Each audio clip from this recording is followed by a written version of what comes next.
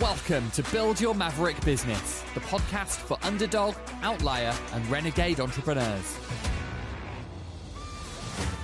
If you dream of going off on your own and launching your rebel empire, but don't know where to start, you're in the right place. We'll teach you how to use mindset, branding, and practical advice to build a killer business and transform your world. And now, here's your host, Alex Pitt. Alright pals, welcome back. It might be too hot. I've had to shut my window to record this, so gonna get through it a sweaty mess. If you didn't know or you don't live in the UK, we are currently going through a heat wave. And I hate it. I hate it. I know it's a massive cliche for us Brits to complain about the weather, no matter what that weather is, but we are not built for this. We have no aircon. I have a fan next to me that has all of the power of a 3-year-old blowing out the candles on their birthday cake. It's not even worth it. Yeah, I'm a sweaty mess. I'm very grumpy. However, everything else is going all right, thanks. I've just come from a fantastic client breakfast where I got to meet some wonderful new people and had a couple of really nice calls last week. I do my best in general to chat to new people a lot because, and I am about to quote a very wanky saying I heard a few years back. Forgive me, listeners. Your network is your net worth. But I do feel dirty saying shit like that. It's up there with, if you've got time to lean, you've got time to clean, which reminds me of my supermarket days. Anyway, we're off.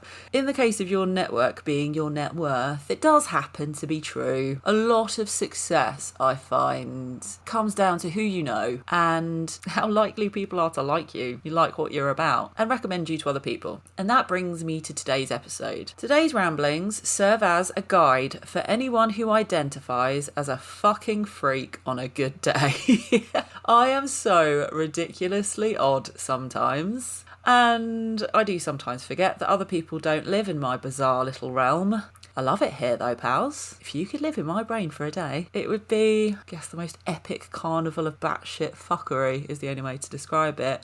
It's chaos up here. I am having a wonderful time though. It's great. Now, if you are an old school OG listener to this podcast, you may remember the very, very first episode that I recorded of Build Your Maverick Business. To summarise, it took me many, many years to accept that being a weirdo isn't a fault, it's a superpower. I talk in that episode about how when I first became a freelancer, I was hiding behind this ridiculously generic brand. I was afraid to be myself. I thought that Alex in the real world and Alex, the LinkedIn friendly version, were two different people, and I had to completely strip back everything about myself, try as hard as possible to fit in, be normal, be beige, and kind of show up in a very uninteresting, completely not memorable in any way kind of fashion, if you like. Didn't really work out. I struggled for a while. It was only when I rebranded, started my agency, called it Strange because of all the weirdo fuckery mentioned above, because of everything above. It was only then that I started to attract people. It felt like overnight I'd become magnetic. People remembered me, they talked about me, they wanted to tell people about Strange and what we were up to. The name rang a bell. And so all of a sudden there's this really natural, easy marketing going on because I was memorable. Suddenly the business development thing became a lot easier, much easier. So that's a happy upside of being a bit of a freak.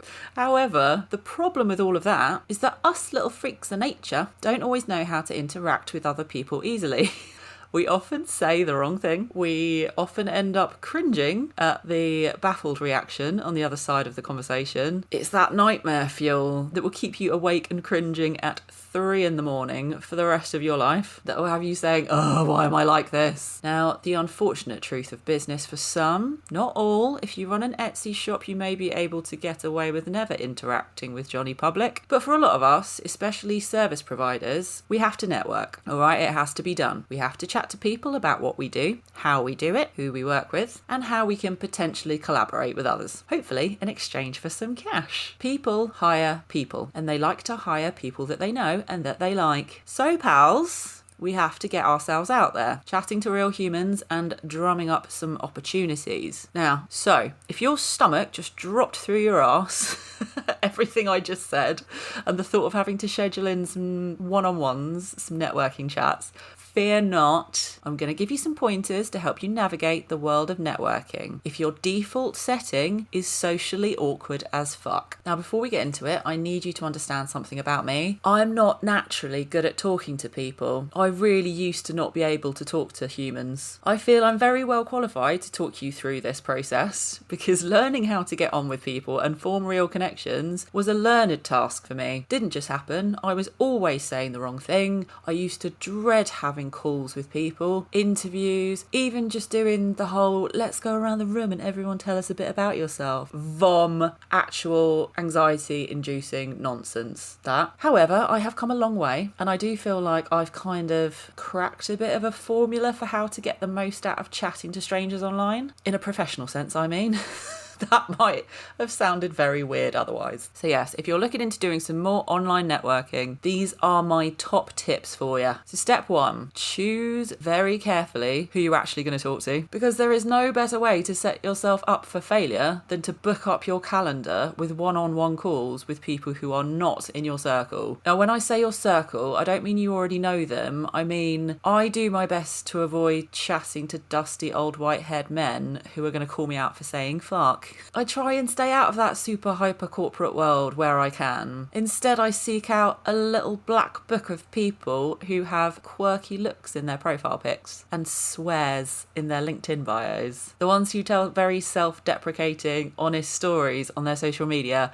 It just means you're going to kick off that call knowing that there's a decent chance that you're going to hit it off. So vet the people coming in as a very first step. So once we've done that, we found a few weirdos on the internet, again, in a professional sense.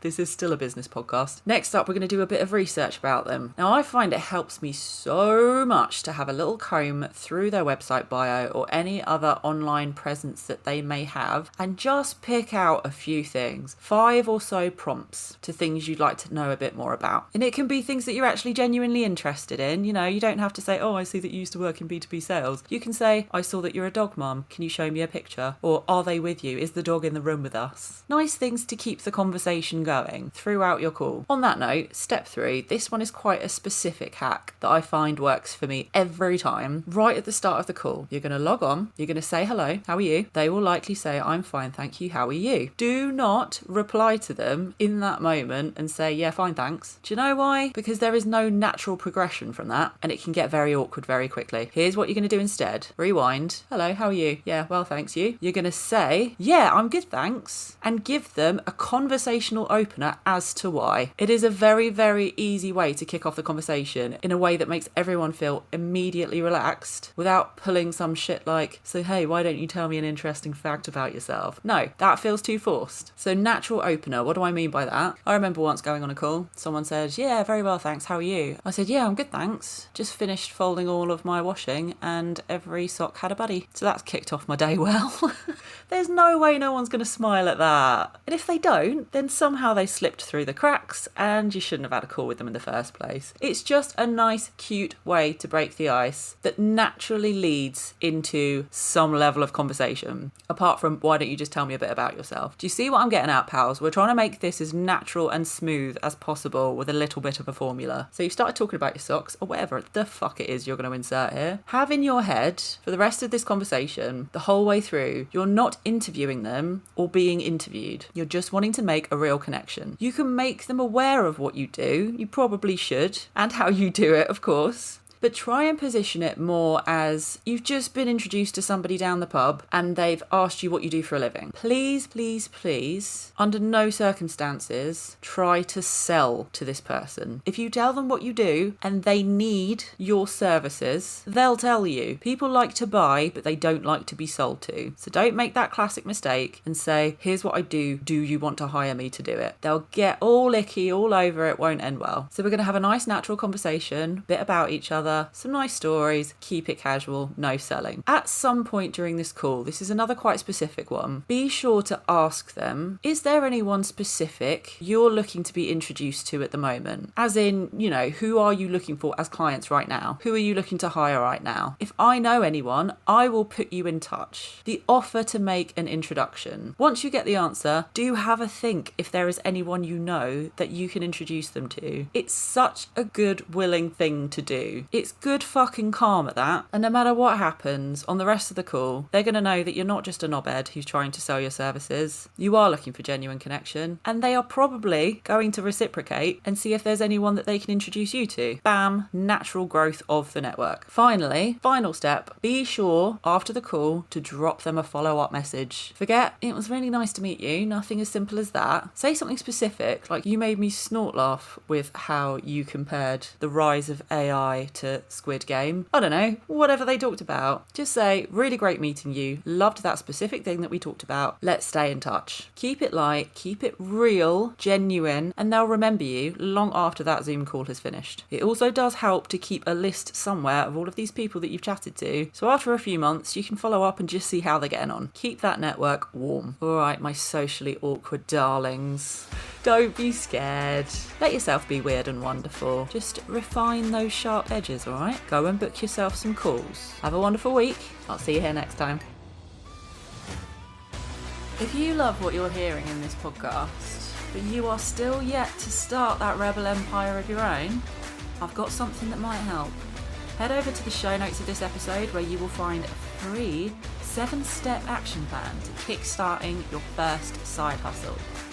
It's got pretty pictures, it's got activities. What more could you want, my loves? Get it downloaded, try it out, let me know how you get on.